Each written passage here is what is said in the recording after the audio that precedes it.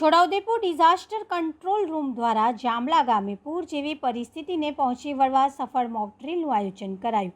છોટાઉદેપુર જિલ્લાના disaster control room દ્વારા છોટાઉદેપુર તાલુકાના જામલા ગામે પૂર જેવી પરિસ્થિતિને પહોંચી વળવા માટે એક સફળ મોક ડ્રીલનું આયોજન કરવામાં આવ્યું હતું. આ મોક ડ્રીલનો મુખ્ય ઉદ્દેશ ચોમાસા દરમિયાન સંભવિત પૂરની પરિસ્થિતિમાં રાહત અને બચાવ કામગીરી માટે તંત્રની સજ્જતા અને સંકલનનું પરીક્ષણ કરવાનો હતો. મોક ડ્રીલ દરમિયાન જામલા ગામ પાસેથી પસાર થતી નદીમાં ભારે વરસાદના કારણે પાણીનો અસામાન્ય આવક દર્શાવવામાં આવી હતી. પરિણામે નદીના પાણી ગામમાં ઘૂસી ગયા હતા, જેના કારણે નીચાણવાળા વિસ્તારોમાં આવેલા અંદાજે 10 જેટલા ઘરોમાં પાણી ભરાઈ ગયા હતા. આ પરિસ્થિતિને ધ્યાનમાં રાખીને ડિઝાસ્ટર મેનેજમેન્ટની ટીમો દ્વારા ત્વરિત કાર્યવાહી કરીને આ 10 ઘરોના રહેવાસીઓને સુરક્ષિત સ્થળે સ્થળાંતરિત કરવામાં આવ્યા હતા.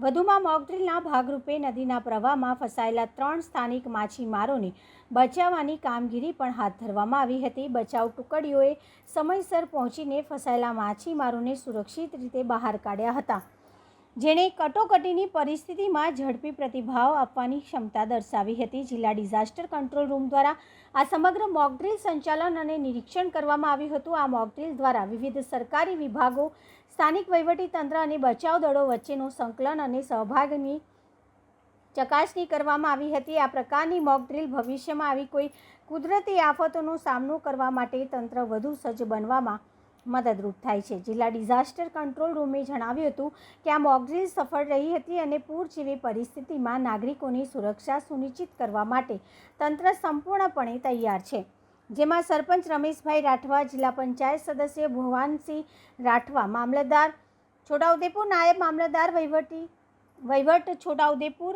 ફાયર ઓફિસર, SDRF ટીમ જૂથ 5 ગોધરા, DPO ડિઝાસ્ટર વગેરે હાજર રહ્યા હતા.